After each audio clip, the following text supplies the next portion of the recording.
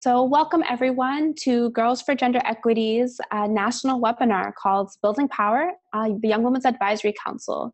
I'm here with an incredible group of leaders who will share some best practices and insights on how we can scale the work we've been doing locally, nationally, because we know that women and girls of color matter, and we're here to make systems change and cultural change.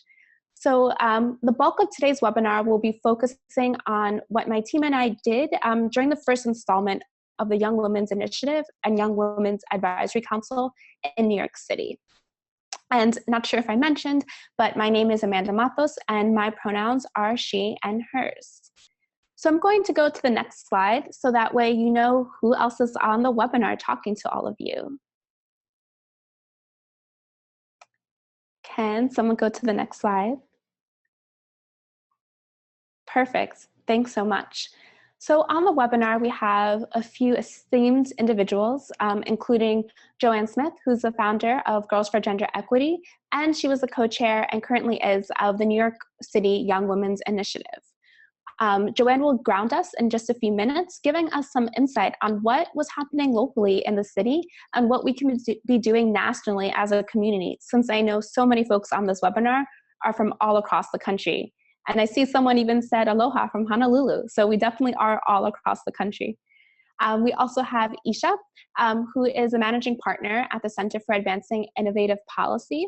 And she'll be grounding us in research on what is intergenerational leadership and how we can be pushing some of this work forward. And then I have my incredible teammates, Gloria, Nala, Sarika, and Kylan, who will be going deeper into the nuts and bolts of a Young Women's Advisory Council and what that process looked like for us over the last year. And we'll wrap up with some tools and next steps for all of you to engage in this work in your communities. So as you can see on the bottom of the slide, we have a hashtag. So please tweet, Facebook, also Instagram, Snapchat, whatever you want, using the hashtag Building Power. And our Twitter handle is @GGENYC. Definitely encouraged. And if you all check in the chat box, we have some sample tweets if you want to use. So moving on to the next slide, I would like to just ground us a bit in some key terms that we will be using. So in our youth spaces, we use Jargon Giraffe in a way that we can avoid jargon that can be isolating and confusing.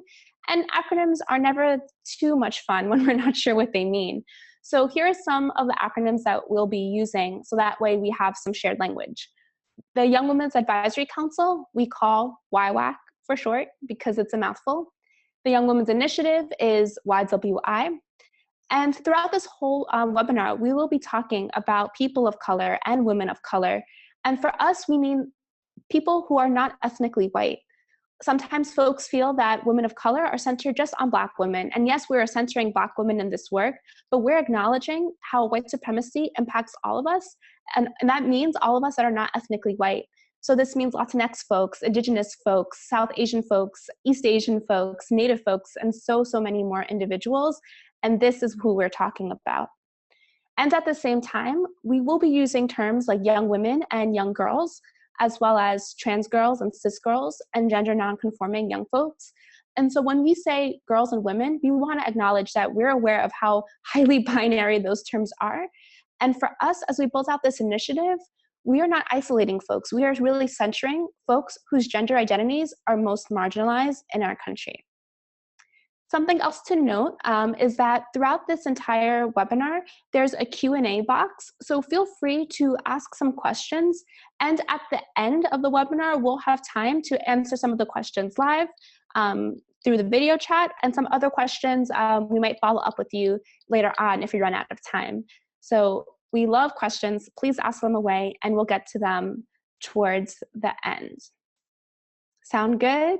Well, I can't really hear all of you, but I hope this sounds good for all of you. So again, if you have any questions, just put them in the Q&A box, or if you have any issues, you can use the chat as well. So now I'm going to pass it off to Joanne Smith, who's the co-chair of the Young Women's Initiative, and she'll really ground us in why we're here today and what's happening locally. Hi, everyone. Again, my name is Joanne Smith. My pronouns are she, her, hers, and I'm the Executive Director of Girls for Gender Equity. And really, we come to you from New York City, where the nation's very first Young Women's Initiative was launched by our City Council Speaker, Melissa Mark Viverito. The Young Women's Initiative, it's the first intergenerational participatory government-led initiative to be fully dedicated to improving the lives of cisgender, transgender girls and young women, as well as gender nonconforming young people. Now, if you know of another initiative like this, where government, philanthropy, young people, and community conspire together to uplift the lives of young women and girls of color within the community, please let us know about it, because we would love to partner. A little over a year ago, we began to work with the speaker staff from the Community Engagement Division as the principal organizer of the Young Women's Advisory Council. And through a public-private partnership with the New York Women's Foundation, we developed a program that created conditions for young women and girls, gender nonconforming youth, to critically shape and inform the Young Women's Initiative policy recommendations, as well as practices and resource allocation. So today's webinar is really coming to you during Domestic Violence Awareness Month, while Brescia Meadows, a 15-year-old Black girl, is incarcerated for protecting her family, while racial justice organizers of Black Lives Matter and Say Her Name are gaining momentum, and while we have one of the most publicly vile election cycles in our nation's history, right? We can feel it, it's visceral. It couldn't happen at a better time. Today, there are a number of actions led by domestic workers, feminists, people of color happening throughout the nation, such as GOP, Hands Off Me. And while we as an agency do not engage in partisan organizing, seeing the masses bubble up to speak out against sexual assault and state-sanctioned violence against girls and women of color is indeed timely. And so today, our overarching goal with the webinar is to, one, introduce the Young Women's Advisory Council to the world. Really, they're leading a call to action for a national young women's initiative where cis, trans, young women of color, and gender nonconforming youth are centered. Two, we want to share what we've done, engage the interests of other young women organizers, organizations, philanthropy, researchers, and government doing the same work so we can strategize together and continue the momentum we've collectively created beyond the election cycle. Three, we're clear that the work will look different in different cities, right? This might not even be, engaging in participatory government might not even be a strategy, that young people and young organizers are interested in. That's fine too. We want you to. We want to engage beyond democracy. And so in short, we want to find our people. We want to grow this movement towards liberation together. We didn't just arrive here. We have been engaging young women and girls for years and are intentionally creating space within the movement to end gender-based violence. So to bring you through some of that research that grounds us in how we got here, the foundation, right, and speaking to young people, we've completed a national network research project in order to engage in intergenerational leadership.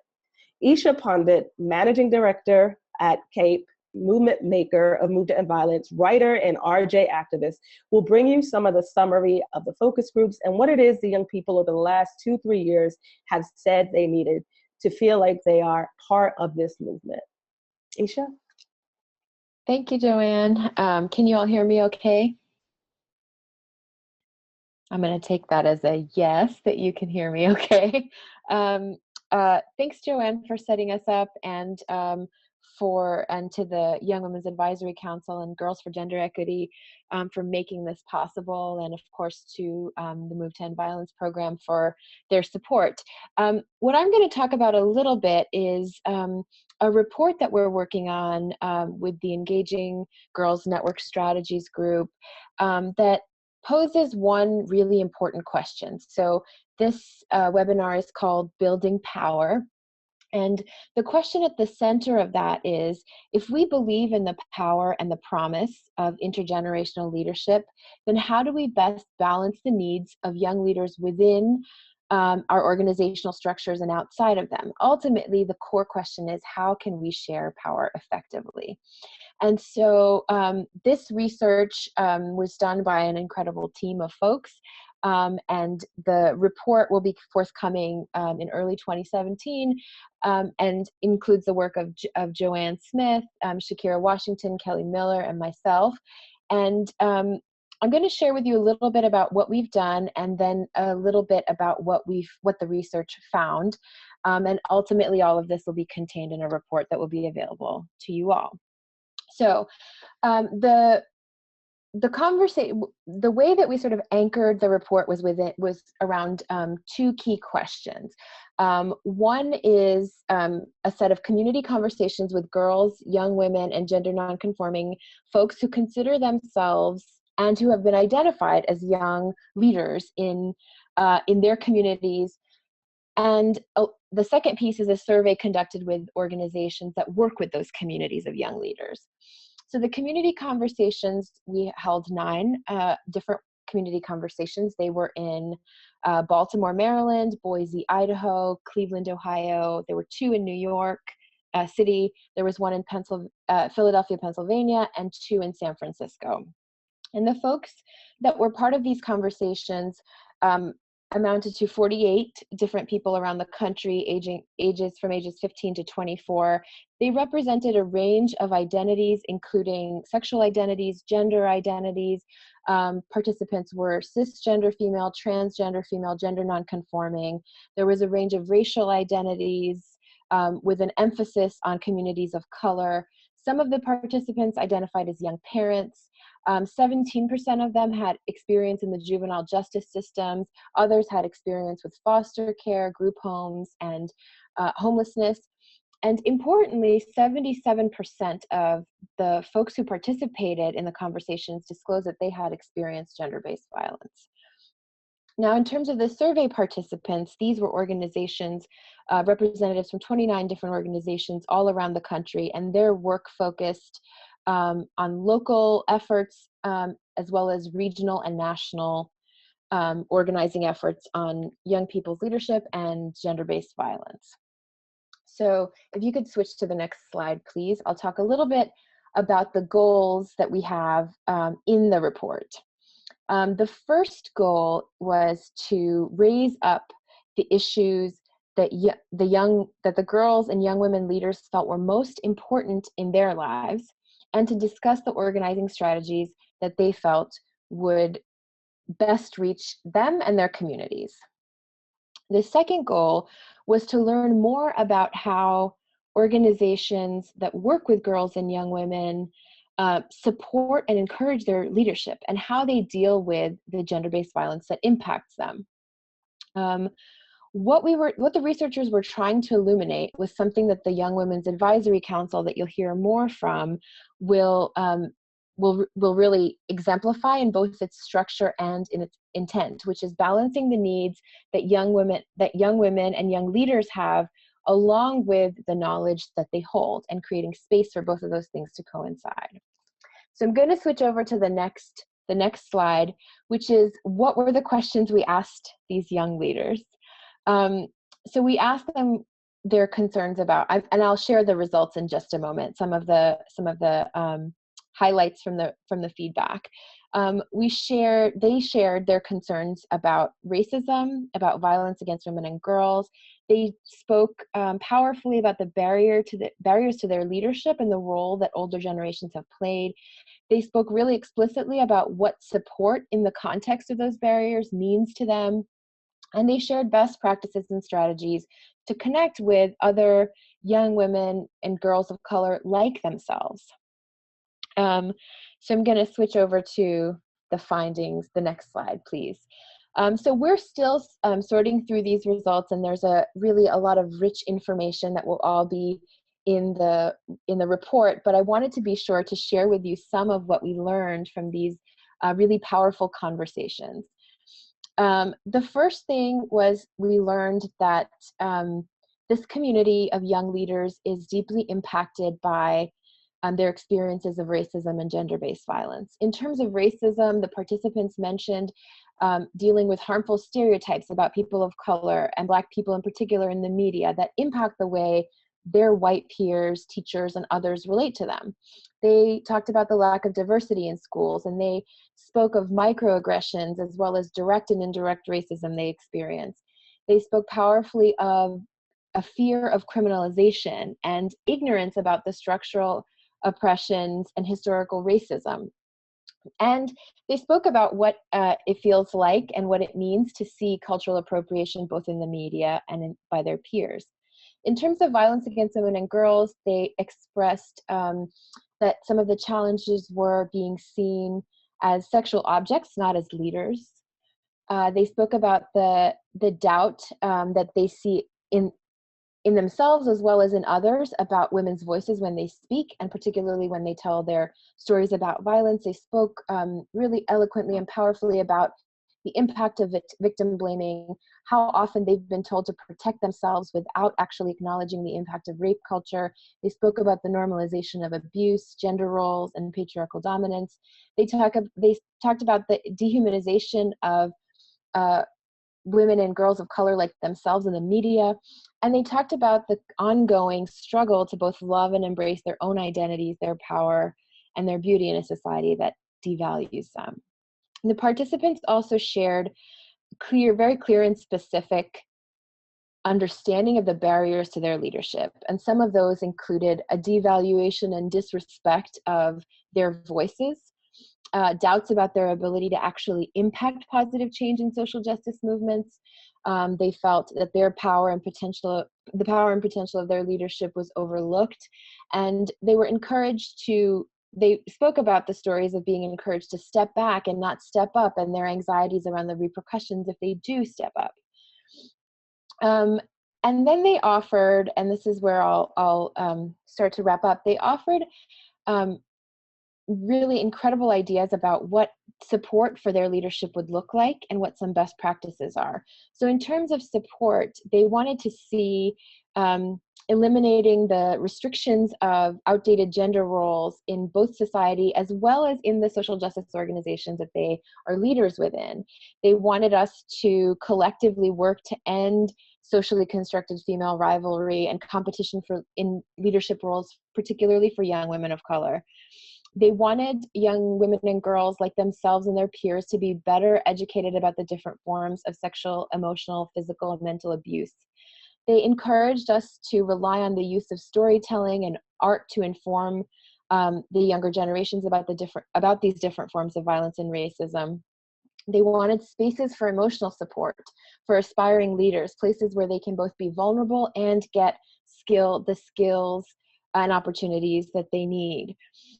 They wanted an increase in valuing the young women's voices in the social justice movement by both making spaces for them in these conversations, but also by acknowledging their contributions. And they made a direct call to include men in this conversation and to uplift and liberate the work and to work alongside men and boys in the cycle to end abuse and domination. In terms of best practices, they shared some really incredible strategies. They had some great ideas about using media as a platform to inform young women of color in particular and their peers about social justice issues. They wanted more groups and communities focused on young Black women. They wanted a space to be themselves, to be free, supported, and heard. They wanted youth leaders to co-educate and inspire and connect with their peers. And again, I'm just going to reiterate the desire that they expressed for us all to use art to serve as a form of social justice education. And they also spoke about the impact of using art to support and help them heal from trauma, personal, historical, as well as institutional trauma. So that is the work that has the research that informed the formation and the work of the Young Women's Advisory Council and how it operates. And you'll hear next from some of the leaders of the Young Women's Advisory Council about their work. And I'm going to turn it over back to Amanda now to pick up and take it from here. Great, thanks so much, Isha. So I know some folks aren't able to see the slides, and so we're working on that. And before I delve right in, I want to give some shout outs. I see some people tweeting at us: Education Law Center, Nicole Clark, the New York State Coalition Against Domestic Violence, and a bunch of other folks. So keep tweeting. We see you. We appreciate you. Use the hashtag Building Power.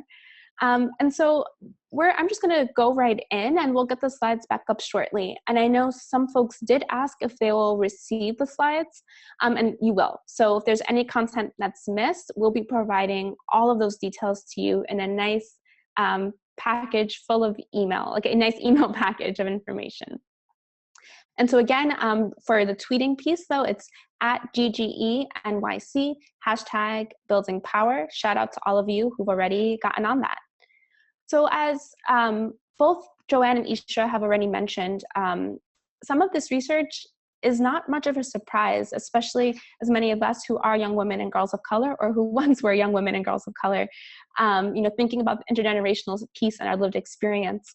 And all too often, it's folks part of systems that are making decisions on what is best for young women and girls of color.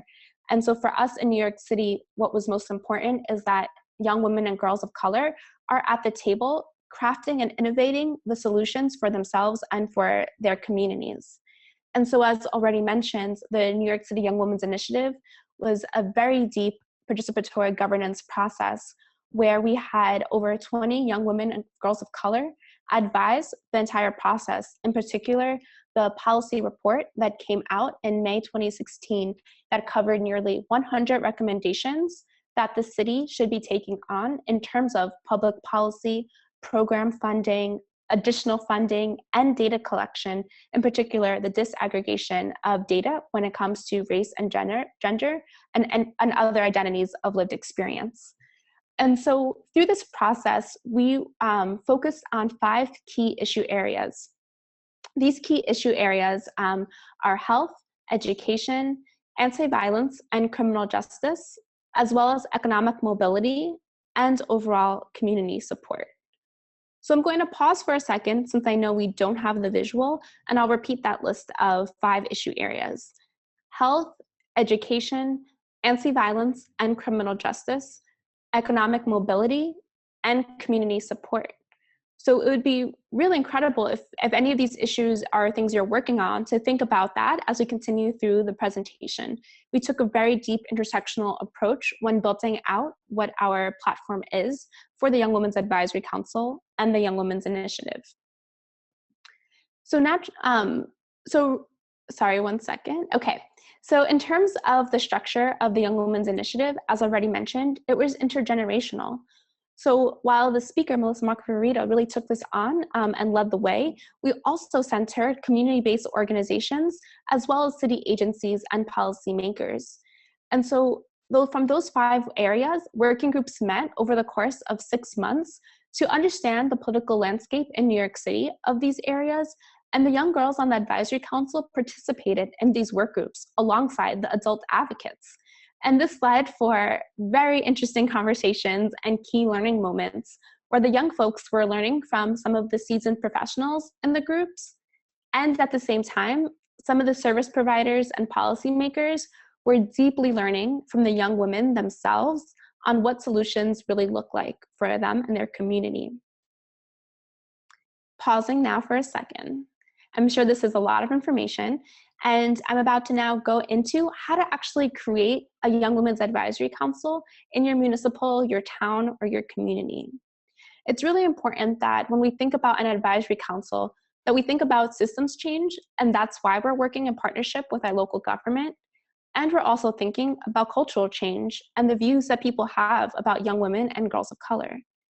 And so for us, when we were doing our recruitment for the advisory council, we thought deeply about what diversity means. And for us, we want to make sure that always when we have an advisory council, that the girls represent many lived experiences of our community in New York City. So last year, for example, we asked community-based organizations that were serving on YWI's steering committee to nominate 2 to 4 young women that their organization serves. And from there, we were able to have a group of over 20 young women serve on the advisory council. Oh, look, we have some slides. This is going to be helpful. And so for us, the recruitment process last year was very different than what we're doing now, which is something I want to uplift to all of you. So only relying on community-based organizations was limiting because New York City is made up of 5 very large boroughs. And so all of the organizations serving were not representative of all of these key districts. So this year, through intentional recruitment of reaching out to hyperlocal community-based organizations in some of our underrepresented boroughs really helped us. We also went through schools, we did some old school flyering, and we also went to social media. So we had some images on Twitter, on Facebook, and on Instagram. And then we had word of mouth recruitment, which led us to having over 160 applicants this year for only 25 spots for young women and girls of color. So you have your recruitment down, you understand your whole landscape of your community, so simple, right? You've recruited hundreds of people, now what? And so now it's the key piece about community building. So as I mentioned, last year, YWAC, the Young Women's Advisory Council, participated in the working groups with the adult allies and service providers. And at the same time, oh, sorry, can you go back one slide? And at the same time, we were building space for them to get to know each other. So it's important that when you're setting up meetings with young people, that they're after school. So for us in New York City, our meetings have been usually between the 4:30 and 7:30 timeframe, giving young folks enough time to commute down to us from their schools.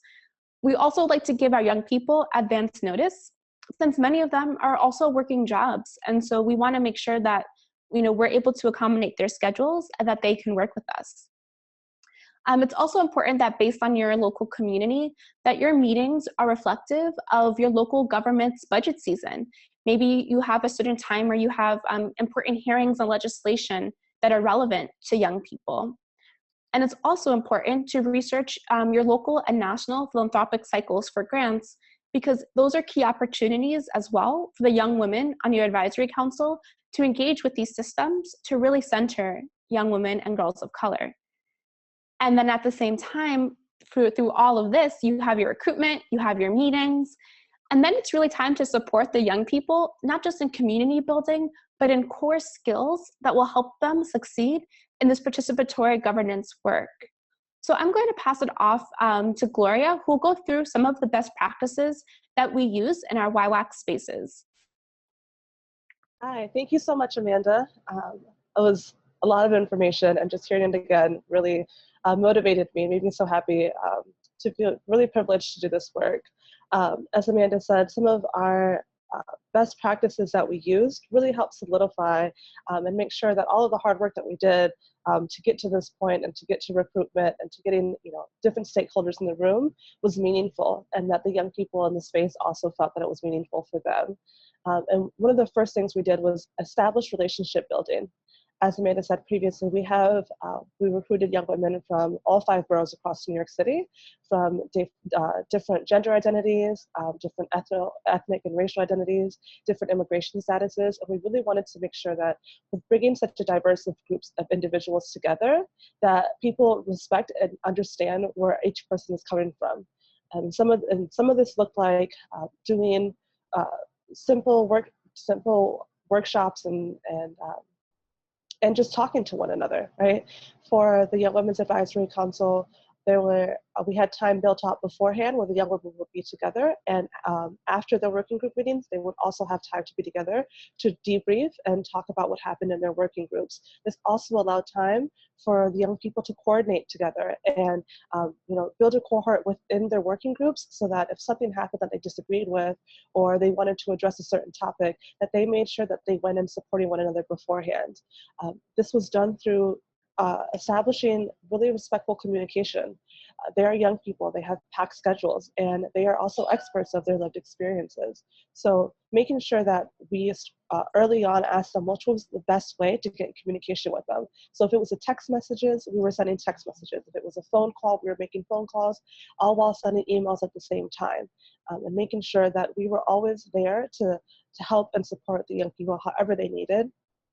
And this helped us establish some of the things that were going on in working groups that were impacting the ways in which young people were able to engage in those working groups. For example, in our extra time built out for debriefs, we learned that in some of the working groups, the young people literally didn't have a seat at the table. And that because some of them were coming from longer distances, when they would get to the working groups, they didn't have a seat. And that was communicated to us during our time with them. And then we were able to go back to the steering committee and tell the steering committee that, hey, how can we remedy this problem? How can we make sure that we're engaging young people by literally letting them sit at the table? And as a result, each working group built out standing seats for the young people in the working groups, that everyone knew that these 4 seats were for YWAC members, and no one else was to sit in these seats. It also looked like when it was time to vote on recommendations, that young people's votes were counted more than people who could no longer identify as young people, right? So that helped bring the voices to help elevate the voices of our young experts in the group, and it also helped ensure that their voices were really being heard. Some working groups, some young people in working groups felt that topics were missing from the overall discussion, and so they approached the co-chairs of their working groups and asked for standing time in the meetings to be able to directly address the working group about topics they felt that were being missed. And this was really done by making sure that everyone who was involved in the Young Women's Advisory Council or your Young Women's Initiative is available, right? It looks like working groups having extra meetings. It looks like working groups making sure that when we have meetings, when we're scheduling those extra meetings, that we're keeping young people in the loop and making sure that we're not having a meeting at 12 o'clock during final season, right? Or we're not having a meeting in the middle of the day during interviewing season. Here in New York City, our young people sometimes have to interview for middle school, high school, and college placement. So having working group meetings around those times without engaging young people in that rescheduling process is something that all of our working group coaches are really cognizant of, and we're really thankful to have that.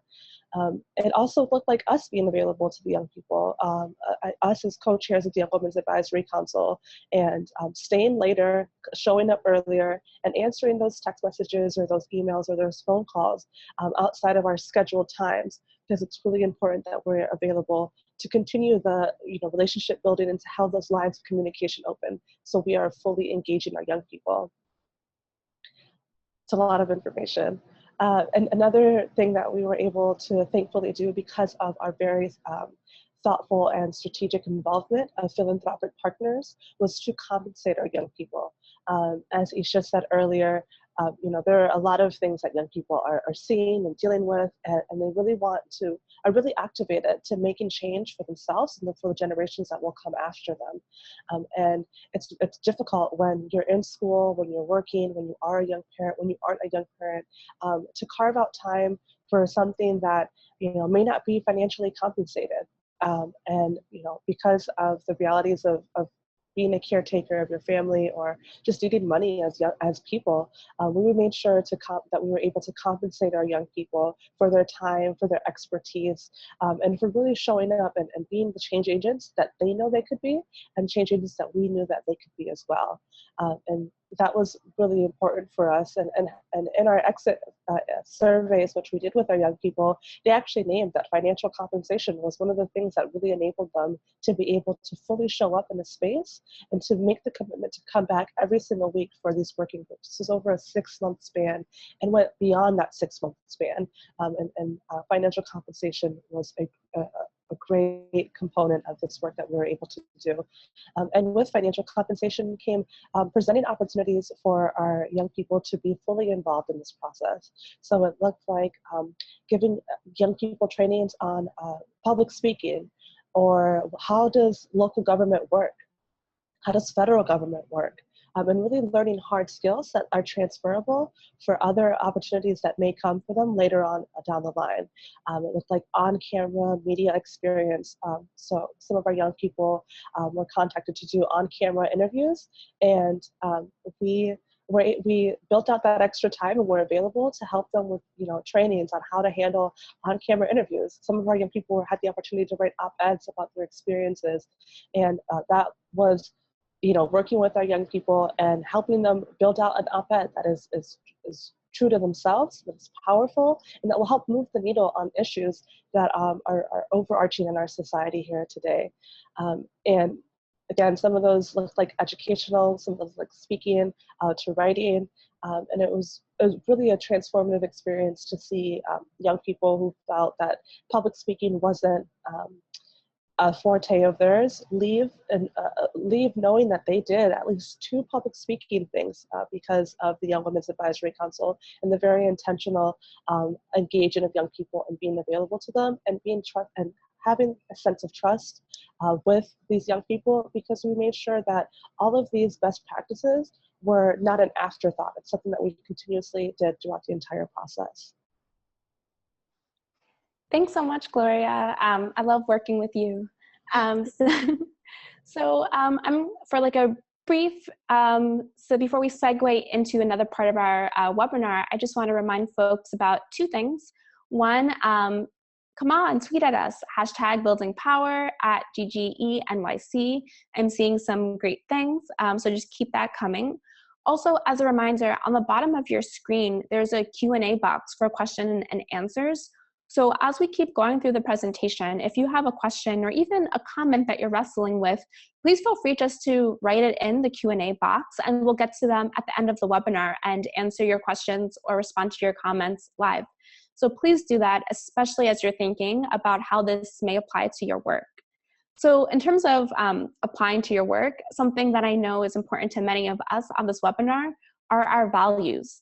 And so what really helped us, flesh out the structure and intergenerational leadership of this entire process was understanding deeply what are our shared values that connect to the practices that Gloria already mentioned. So I'm going to pass it off to Nala and Sarika, who will provide what our core values are in this work. And I'm pretty sure that many of you on this webinar will relate to so many of these key values. Thank you for naming that, Amanda. Thank you for having me, everyone who's watching this. So my name is Nala Simone Toussaint.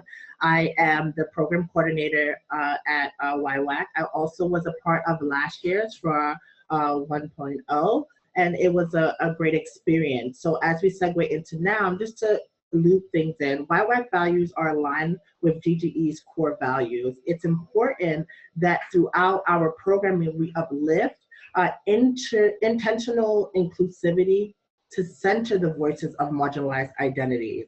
The way we achieve this is through grounding ourselves in intersectional feminism, transformative youth participation, and advocacy, and intergenerational learning and building. So what does this look like, right? So through intersectional and Black feminism, we bring an analysis of power and an awareness of race, class, gender, and heterosex privilege to all that we do, while acknowledging that people exist at the intersections of multiple identities.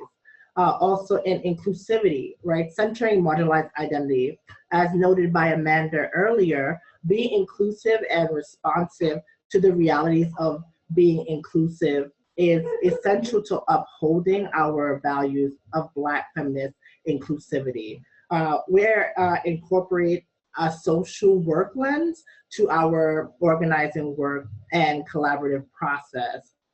So proactive strength-based approach, viewing all young people in the space as at potential and already empowered as to not reduce them to any trauma they may have lived through or may still be dealing with. So for example, if we know someone in the space, a young person in particular, that has been violated in any way, we see that they bring a first person experience to the conversation, but do not reduce them to the violation that took place against them, if that makes sense.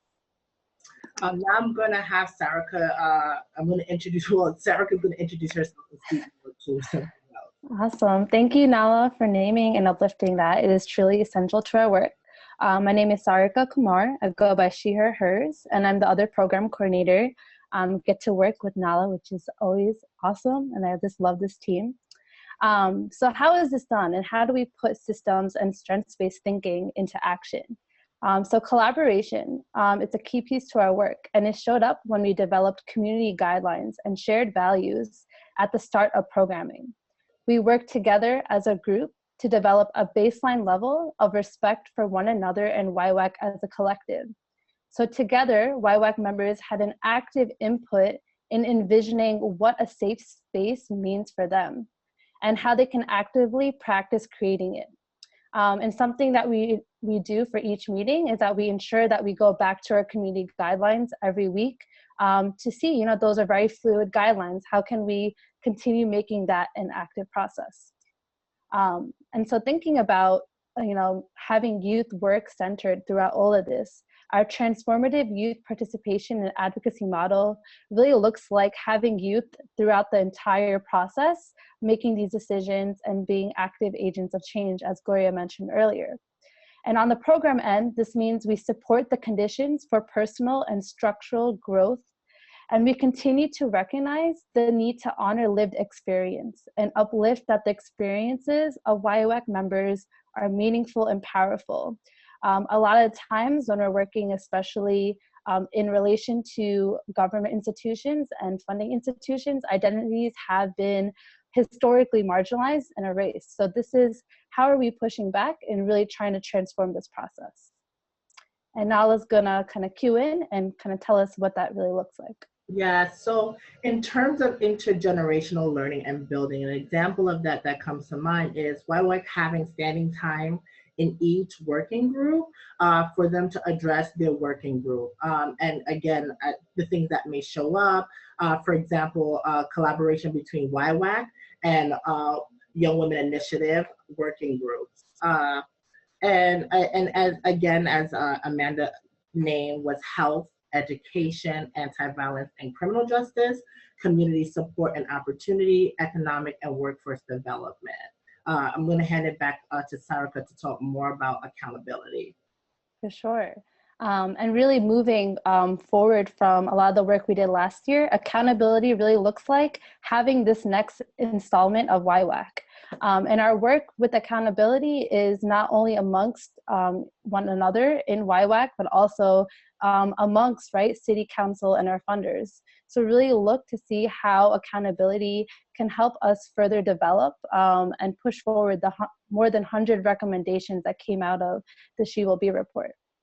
And before I end off, a key, really integral piece to movement building is allyship. Allyship is key to recognizing the power dynamics that exist in the space, and it also seeks to shift that conversation to address that, address that power dynamic. And an example that we've seen, especially coming from our best practices, is that allyship naturally came up during YWAC meetings. And we saw this when cisgender girls were advocating and naming the need to center the lived experiences of trans women and girls, even when they were not in the room. So our young people are here and ready to change a conversation, and we really need to be listening. And yeah, and so Kylan's really gonna show us how our best practices and values really culminated into this amazing mapping tool. Great. I'm actually going to jump in real quick before Kylan goes through our mapping tool. So someone already asked a question which read my mind about what I was going to say next. So Nancy asked about really who YWAC is advising, and that really goes into the slide right here. So to give some context, last year, the Young Women's Advisory Council, they were advising the final report that was released by New York City Council Speaker Melissa Mark-Viverito, which really outlines that political landscape of New York City and some of the solutions that they would want to see in those 5 working groups. And now YWAC in its second year is focusing on supporting the implementation of these recommendations. And for us, this implementation of the recommendations ties to community building and the culture shifts and views of young women and girls of color in our city, as well as government relations. And so this piece is on advising pieces of work that's happening in local government. And for us, that means the mayor's office and New York City Council. There's also philanthropy that our advisory council is working alongside, especially when we think about how funding can really support more grassroots work. And Joanne will talk a little bit later about the philanthropy side. And media. Gloria already mentioned that we've had opportunities for our young folks to write op-eds and to speak on camera to share their own narrative. And so just to name from that report that came out in May, 2 really key recommendations that are already underway include 1, the continuation of the Young Women's Advisory Council, and 2, a mapping tool of what resources exist and don't exist in New York City for girls of color. So Kylan will walk us through what this process looked like and what our mapping tool is, and will help guide for you to all to think about, would this be beneficial for you in your city?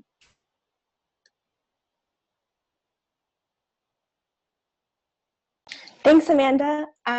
I'm so grateful to be here with all of you and to share this time with you. My name is Kylan Greer. I'm the policy coordinator at Girls for Gender Equity. My pronouns are she, her, hers. Today I get the great opportunity to share the mapping tool that Amanda just talked about that will be coming out in conjunction with our report that Joanne will talk a little bit more about in a little bit. And if Joanne, you'd be willing to unshare your screen and I can share the map.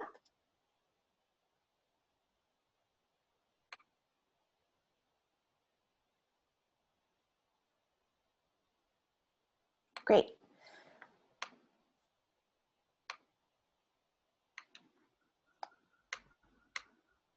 So, as everyone can see, and just to step back really quickly in terms of, Amanda talked a little bit about how this was in fact an overarching recommendation that came out of the Young Women's Initiative. Most importantly, what we were hearing in the Young Women's Advisory Council is that there was an ask for a central space and place to find out more about the services that were available in New York City to young women and girls of color. And so our team collaborated in the creation of a prototype that can be expanded and used in New York City and beyond, hopefully beyond as we replicate. And you can filter down. So keeping in line with our intersectional mission and vision, being able to just aggregate or filter for the identities that a person holds. So thinking about, I could be a young person seeking direct services in New York City that are related to anti-violence. And say I'm a 17-year-old young person who is Latinx and Spanish speaking. What will happen is that once these boxes are clicked, it'll filter down to the organizations that were part of the Young Women's Initiative that offer these services. And so you're able to see 2 things: a list of the orgs that provide these services, as well as a map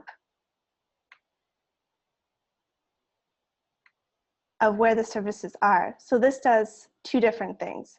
One, it shows where there's a high concentration of services, as well as where there's a low concentration of services. The other wonderful thing that this tool does is uplifts the policy and program recommendations that young women and girls of color in the Young Women's Advisory Council offered up. So we can see here that there's a young person who talked about being from the Bronx, who's Latinx, who had a specific idea about what were the 3 most pressing recommendations that came out of the Young Women's Initiative. So this is our tool. Feel free to take a look at it. It's buildingpowernyc.org. And there are various ways to get in contact with us if you're interested in learning more about the tool. Beyond the tool itself, what we hope to achieve in this is to continue collaboration between the organizations that were taking part in the Young Women's Initiative. So philanthropic partners, organizations, young people themselves, government, so that we're able to continue our good work. And hopefully the collaboration that we started won't end. Beyond that, the eye towards finding out where the discrepancies in services are, with an eye towards addressing those gaps. Moreover, and one of the most exciting pieces that we're hoping to do in terms of the long-term vision of this tool is to make sure that we are able to expand the organizations, expand to smaller nonprofits so that they're able to receive the services that they need, especially place-based organizations that are already offering up services in certain parts of New York City that have been historically under-resourced. And what's so exciting about this tool in coming out with our report is that we could ideally create a national Young Women's Initiative. Thanks so much, Kylan. I'm amazed every time I see this tool, and it excites me every time that I use it, especially for the young people in my life to know what's happening in New York City. So many of you have been on this webinar with us for an hour, and now it's time for us to pivot to think about what's your role in this work. We've mentioned multiple times our incredible vision of scaling this nationally and being able to work with all of you in your own cities and provide you with the support and some of our best practices as we develop this national systems change. So I'm going to pass it back to Joanne, who will walk through some key opportunities of what's next for the national work, but also give you all some insight on what's already happening and where you can be plugging into. Excellent. So you can see why this work over the last year has been so exciting.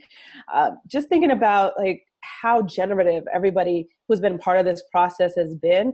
I mean, we're what, 8 people who have been part of the process? There have been 300 people who have been part of this process who like really allowed this to happen and to be the amazing opportunity it is for young people. And so, you know, thank you, Kylan, with the mapping tool. I mean, we had great collaborators, Yuna and Dan, who really went above and beyond to get a tool on here that incorporated voices of New York City's organizations as well as youth. And so when Kylan says this can go national, this needs to be a national tool, right? How amazing would it be to be able to spot, you know, where the work is happening and where the critical mass is bubbling around girls and women of color. I mean, that's our ultimate vision, right? Beyond the election cycle.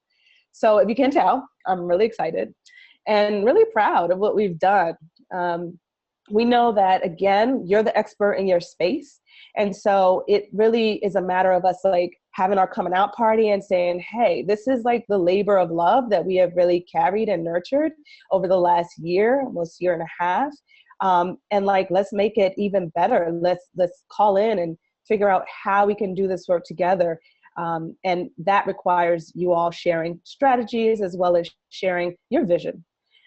As I share what it is we believe has worked so far and what has been generative, I start with the young women and girls of color, seeing themselves as change agents and experts in their lives and communities.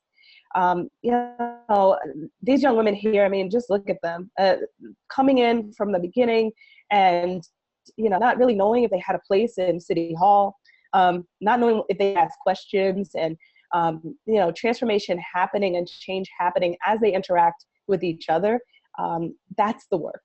That's the work. That's what the lifelong work is about. And it was invaluable. And so every space that we create is about that. So Melissa Mark Viverito, next slide, please. She exemplified municipalities across the nation really making young women and girls of color a priority. I mean, she's a Latina woman who has stepped up as a local leader in helping to change the landscape of New York City by not only naming girls of color as a priority, by investing in them, right? And so at her State of the City in February 2016, she named a $10 million investment from the city, never happened before, for girls and young women of color, and for the actual recommendations that landed in YWY, that was then matched, right, by a local fund. New York Women's Foundation is hosting the fund of local funders, who are also investing $10 million in the recommendations of the Young Women's Initiative, as well as the legislation and the resource allocation. And so not just saying it, but also,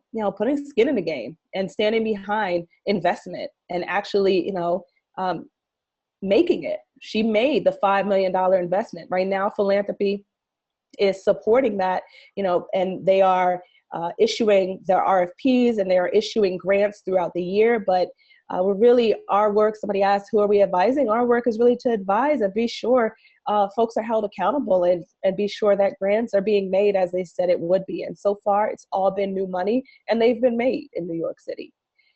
Next slide.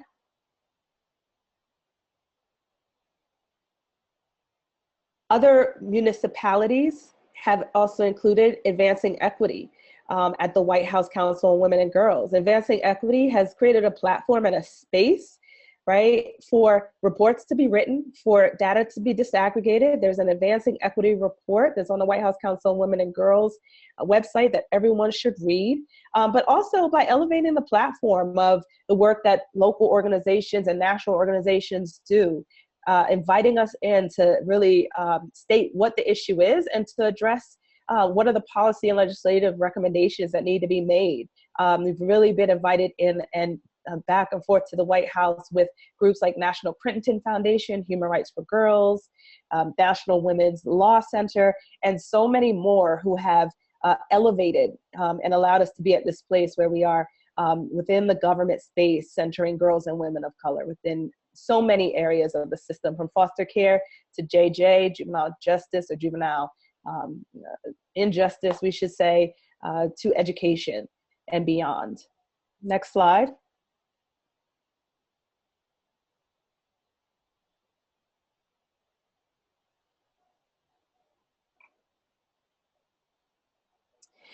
And so in thinking about the philanthropic support, we already named that, philanthropy has to support young women and girls of color in education and advocacy, right?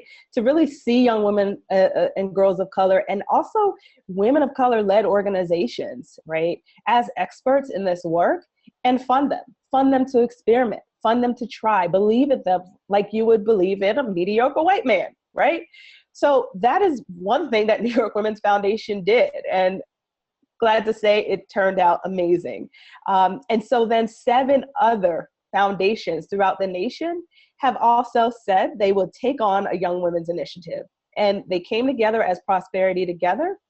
These foundations are the Women's Foundation of Minnesota, California Women's Foundation, Washington Area Women's Foundation, Dallas Women's Foundation, the Women's Fund of Greater Birmingham, and Women's Foundation for Greater Memphis, and the Women's Fund for Western Massachusetts. So if you're on this webinar or if you're watching the video and you are in these areas, please connect with us. Please connect with these foundations. Our work right now is to connect the dots, right? So that the ground, the young people doing the work, the organizations are all connected with what's happening. So it doesn't have to be so hard, right? We know we're doing the work. We know what's happening. We need resources for it. Our role is to be sure we're building critical mass so that the people most impacted are at the table making decisions and also receiving the funds that they need to be able to do this work. Next slide.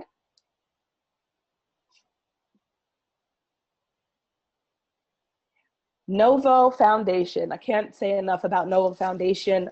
They really are leading the way nationally as a grant maker who has made a commitment of $90 million to girls and women of color. Nova Foundation also convened national grant makers. Over 100 came together in May of this year to specifically talk about the needs of Black girls and Black girls unapologetically, throughout the nation, Black girls in rural areas and in every area of the United States.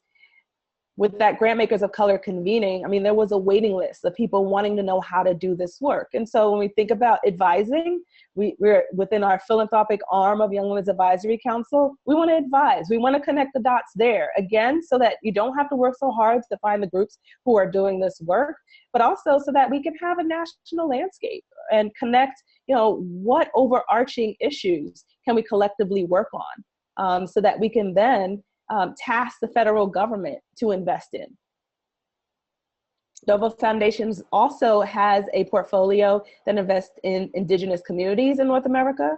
And they also, I don't know if folks heard about the work they're doing here in New York City, where they literally bought a women's building. Okay, maybe they rented it, but 99 years, right? They won the bid for a women's building. And the women's building that they won the bid for was formerly Bayview, a women's prison.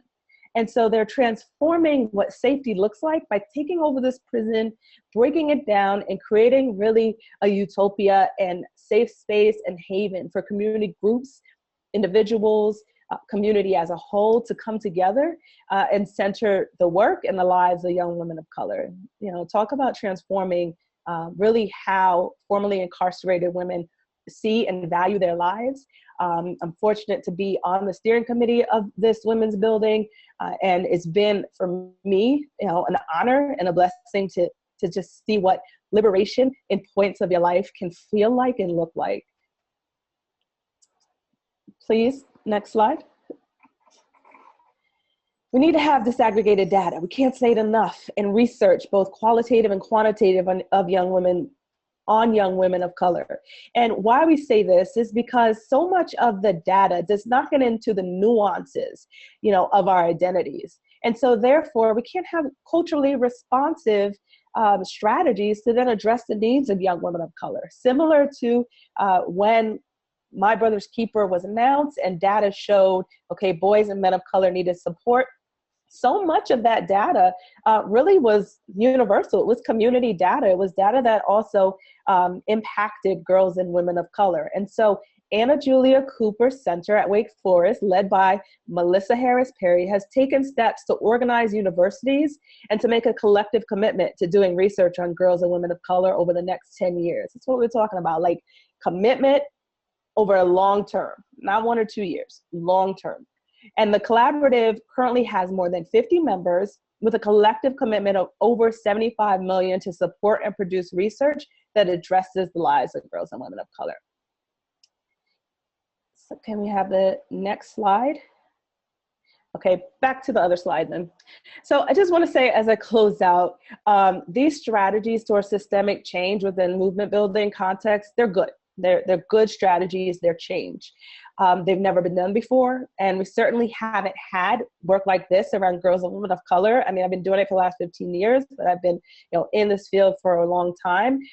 This has been happening at rapid speeds. We can feel it because we can also feel the demand it has put on us as well, right? But these are all good things. These strategies towards systems change within the movement building context have happened because of agitation, because of organizations like African American Policy Forum, the Black Youth Project, of course, Girls for Gender Equity, because philanthropy has liberated gatekeepers, right? Because there are people like the speaker who are real people within government and can understand the issues that real people face.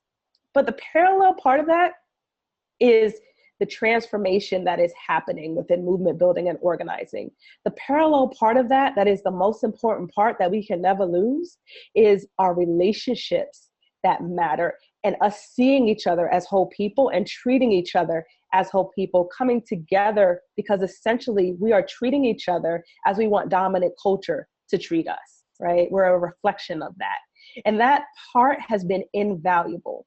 At Girls for Gender Equity, our social justice activism, it challenges the structural, legal, and social conditions that limit equity. The issues facing young women of color, especially cis, trans, gender nonconforming youth, surviving in low-income communities is deeply tied to other issues, such as access to reproductive health care, quality health care, domestic violence, sexual violence, education and economic opportunities, disabilities, trans and LGBTQ rights, and so much more, right? So oftentimes these connections are underexplored because the lives of young women of color are seen as undervalued. You know, in the dominant mainstream discourse, you know, these conversations are not happening where they need to be. As we are seeing this vile, you know, election process happening, where are the voices and where is the mainstream media spotlight on what is happening in Brownsville? What is happening, you know, in communities where girls of color are most impacted in your town, right? Where are the questions to the candidates about how it is they are going to keep this momentum going to support girls and women of color? So that creates a divisive and polarizing culture among social justice advocates and public policymakers who are unable or unwilling, really, to see the existence of young people of color as vibrant and important to the political project. So our work right now is to keep this toxic masculinity, this racism, this sexism from showing up within our movement and coming together now. Now is the real time for us to disrupt the status quo. Now is the time for us to be courageous, right? And to set an inclusive agenda led with and for and by the people most impacted. You have a role in this, right? Even if you are not the most impacted, you have a role in this. We just demonstrated many roles that have been played in this. This time next year, let's be clear, will be very different, right? October 2017, there will be a different wave. Our collective momentum is right now, right? You feel it with every trigger from the election in the media cycle, from every time you jump on social media to hopefully your own conversations with unusual suspects. So as we move onward to contribute to the momentum, know that leaving our girls and young women of color, our trans and gender nonconforming youth behind is no longer an option. We're not going anywhere if we're not going with them, if they're not coming with us, if we're not following their lead, okay? So we're here to find our people. We're here to find you, and we hope, right, that you will contribute and pass the word, spread the word, you know, and collectively movement build, you know, around creating a national young women's initiative. Thank you, y'all. Thanks so much, Joanne. But you're not done yet. We'll come back to you in just a few minutes. And now it's time to go to the Q&A. So we've gotten quite a number of questions, and I want to name some themes I've already seen in your questions. There's some about the nuts and bolts about the Young Women's Advisory Council, and there's a lot on intersectionality. So I'm going to read the questions out loud for the rest of my team, and we will answer as many as we can in the next 10 minutes. I do want to uplift that at the end of this webinar, we will be sending out materials, including the slides, as well as including our YWAC report that goes through our methodology and goes more in depth in our best practices. So if we're not able to answer some of the questions, particularly about YWAC and how it's run, the report will have some of those answers, and we can also connect with you offline, whether through a conference call, video chat, or in person, whatever works best geographically. Sounds good, y'all? Great. So some of the questions that I have, I'll just read them out loud. One is a question about, we're curious about the decision-making around who the advisory council would advise. For example, are they advising government, schools, others? That's one question. Another question is how to do this in Columbia, South Carolina, and how to include voices of girls in the South. And in particular, how would this model be able to influence not just local government, but I see parents and churches when it comes to engagement. There's another question on philanthropy. So has there been any focus in the philanthropic community on the work at the intersection of race, gender, and disability?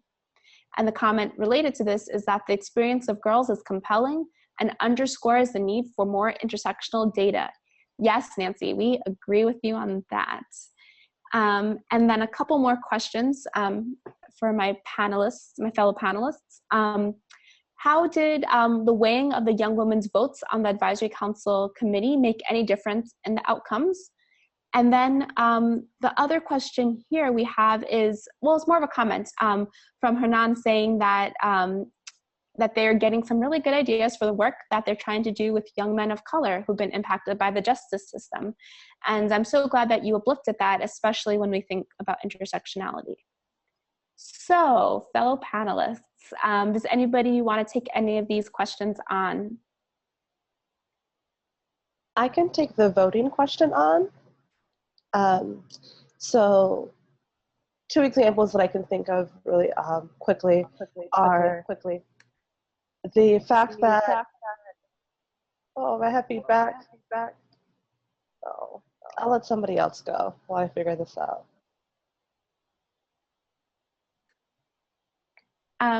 Okay, so yes, the weighted votes made a difference. One clear example that I can think of was in our health working group last year. Our young folks felt that arts education impacts mental health. And the adult allies in this space didn't really see that connection at first. And so when the group of Young Women's Advisory Council members, as well as the adults in the space, were voting on key issues that would be solutions to the overall health and well-being of young women and girls, our young folks used their weighted votes, so they had more stickers than the adults. They used them to really show this connection between art and mental health. And we have in our final recommendations that were released in May, a whole section on the importance of art education. So that was a clear-cut example where the voting method that was used really impacted the final outcome of what was in the final report.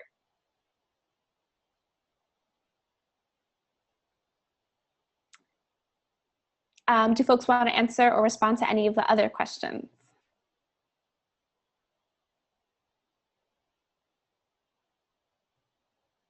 Yeah, so, well, not more, I'm getting feedback too.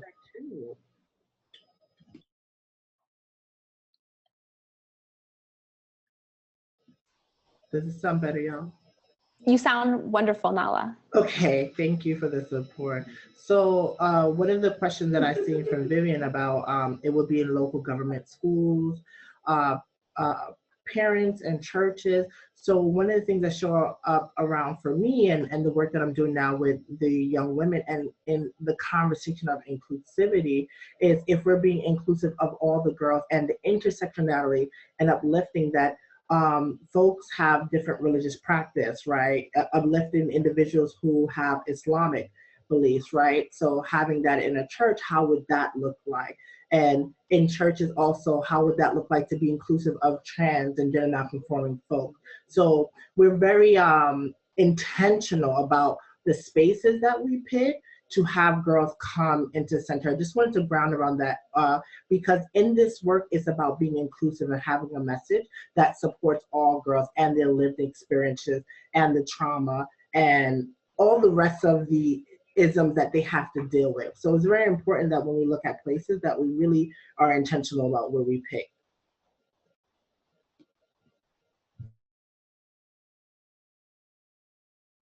I'd like to piggyback off of that. Can you all hear me? Yes. No feedback? Great. I'd like to piggyback off of that and really come back to the steering committee and people in the working groups. You know, that's really an opportunity to choose folks who are in religious fields to be part of those working group conversations, to be part of the steering committee in your community, and to include parents in the work as well. What does that look like? And it's really important to remember that this is a model of which how we were able to do it with our first iteration of the Young Women's Advisory Council in 6 months. And then it could look really different, right? And you could adjust and mold it to what the needs of your community will look like. So I just wanted to say that as well.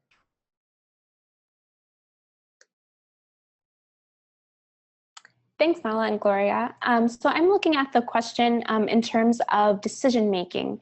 And so some of the information around decision-making is in our report. One thing that I do want to uplift in particular is that in my experience working with the Young Women's Advisory Council and YWI, Joanne's role as a YWI co-chair was really to be the liaison between the Young Women's Advisory Council and other stakeholders when this process first started. And so Joanne's role was really important when there was agreement on how the Young Women's Advisory Council would influence key decisions. And also my teammates on this webinar, we were able to be at many of those decision-making tables to make sure that the final report went through a series of edits that included the Young Women's Advisory Council members, as well as us as the folks supporting them. So I would say a key piece to your question, and I believe it was Nancy who asked, is that it's important to do some mapping, strategic mapping, and it's key to understand who your allies are, whether it's in government, schools, churches, etc., who would be amenable to hearing more about how young people can influence some of their decisions that are directly impacting young people's lives. So I would just name that, yes, it's important for your advisory council to influence government, schools, etc. And there's some really meaningful ways that adult allies can help build out what that pipeline of decision-making looks like.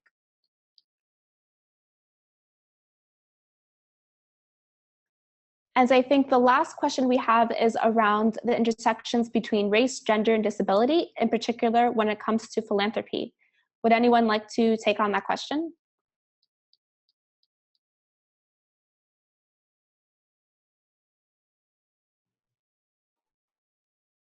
Hi, it's Joanne. I can say that that has really been for every area of this work and organizing and advocacy a weakness.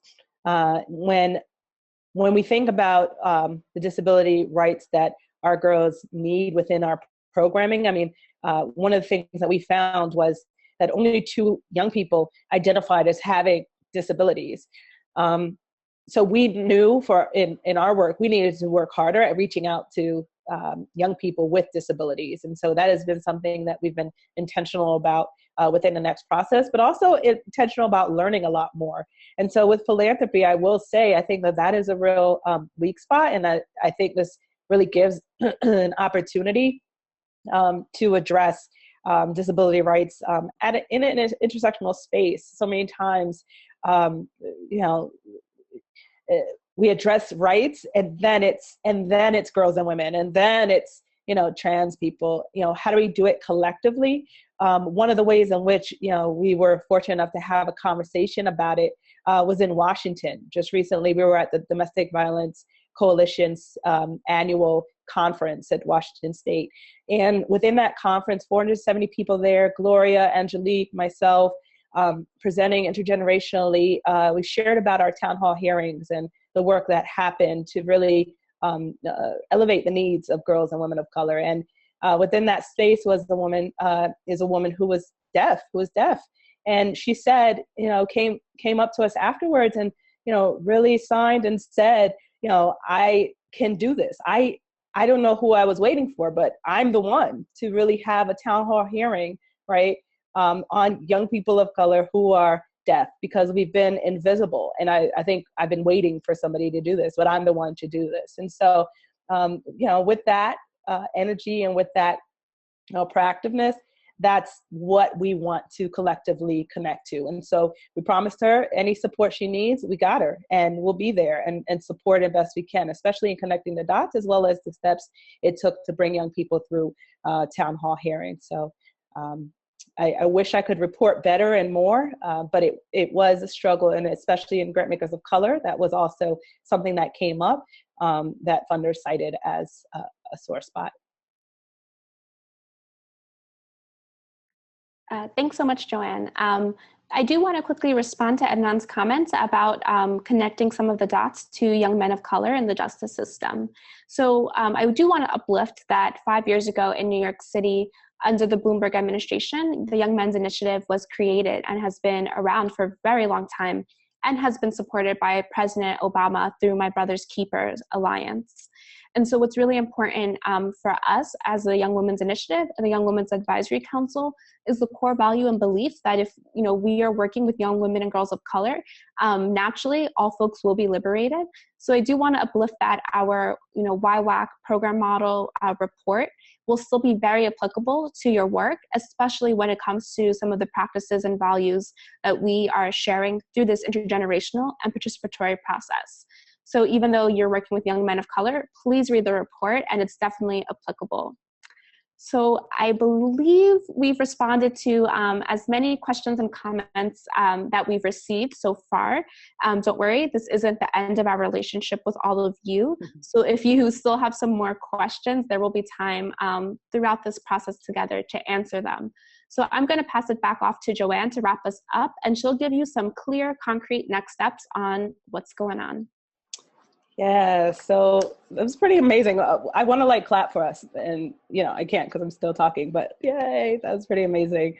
So in thinking about our next steps, we are releasing a report, Building Power, Young Women's Advisory Council, and the report, it will be found at ggenyc.org. I'll put the link in the chat box, but I don't want to do it yet. First, I want folks, just so you know, this is about connecting. This is about us really growing together and figuring it out. And so even with that last question around philanthropy and disabilities, what are other people's thoughts? Where have you seen that done well intersectionally? Please share. We are the experts, and so are you all. And so in that vein, we want to connect with people on the call who are the point people for their organizations. What we're going to attempt to do is to create hubs and networks of folks in the same region who are doing similar work, and share your information with each other. So you could go off and do the work together, right? So you don't have to do it all by yourself, and you don't have to be siloed. And so that is one thing we want to do. We also, so if there's a point person who is not registered for this webinar, could you please identify yourself in the chat box, and we will include your email in the email that we send out as we sift through places. The last piece of this is we want to also visit. We want to be able to visit and do planning sessions with you. Like I said, we're in Washington, D.C. We'll be in Atlanta, North Carolina. We're doing a national world tour. This is a National Young Women's Initiative. It started. The ship has left the building. Please ask us, and we will be there. We'll figure it out. We want to also continue to do webinars. So what we want to do with the next webinar is really have a better sense of what areas we should go deeper into. And so when you get us the final evaluation feedback, please fill that out. So we have a sense of what it is that you need and are looking for. And if it's not us that's able to answer it, then possibly just connect the dots in folks in your space who have contacted us and connected with us. And you all go from there. So we ask that you please complete the survey. Once you complete the survey, you will receive the full YWAC report. So we have a little teaser on our site. We have the executive summary, okay? And I'll put that here now. Don't leave though. I'll put that here now. And within the executive summary, you'll get pretty much an overview of what the whole report is about. It goes into our evaluation, and it goes into our social work practice. So then you get really concrete 1 through 6 steps and ways in which those steps are really elevated through evaluation by the young people, naming this is what made their process successful. And this social work practice and this Black feminist lens and this positive youth development lens and practice is really the core of GGE and how we work. And we want to share that with you because our young people need it, and we essentially need it. With that, I thank you for joining this webinar. We thank you for joining this webinar. To be continued. Congratulations, YWAC, on your first national webinar. You all are amazing. So we can clap for ourselves and dance a little bit. All right. If you want to contact us, please do so at buildingpowernyc@gmail.com. There's our website. There's our hashtag. I just got a comment. Let's connect about the 31 states where there are Crittenton agencies providing services and support. Let's do that. right? We actually are working with the National Domestic Violence Coalitions as well. So let's connect it all. Like, we're willing to share all the things we're doing because we really see this as a movement moment. And there's no time for us to be in silos and to pretend that there's a line of people out there willing to support this work when we know this is our moment now. A year from now, too late. We have to have the momentum. And so let's do that, Jeanette. I would love that. Anything else you all want to close off and say? I want to say thank you so much to everyone who RSVP'd, was unable to make it with us today, but is excited and going to fill out that survey to get our report. And I also want to say thank you so much to everyone who signed on to the webinar, sat with us, listened, and I'm really excited to connect with each and every one of you so we can continue building this work out nationally and be really, really intentional about continuing this momentum, as Joanne just said. Just want to say thank you all. We are a community and we need this more than ever. So I appreciate that you're ready and willing to be activated to create this change with us. And just to piggyback again, as Joanne and all the panelists said, like if you're struggling and you need support, reach out to us, especially if you need support on how to reach TGNC folks. What is the best strategy? Definitely reach out to us so we can give you what worked, what didn't work. It's very important to us.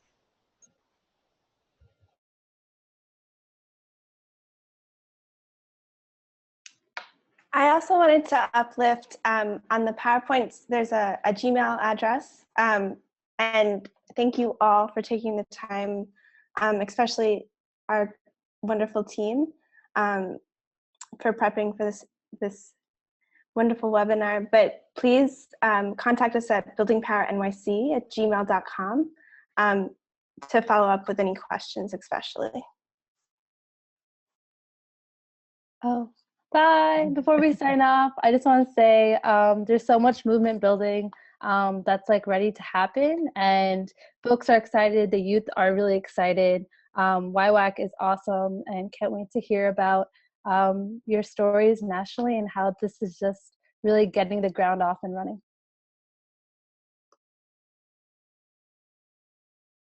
Hey, you're good, Isha? Yes, I'm good. Thank you all for having me on. You all are incredible and inspiring. All right, and the last thing I'll just say is for all the folks, who you do not see right now, like I said, 300 folks who allowed this process to happen, to the speaker, Melissa Barth-Viverito, to the co-chairs, to the Young Women's Advisory Council, who you don't see right now, just thank you and onward. Take great care, y'all.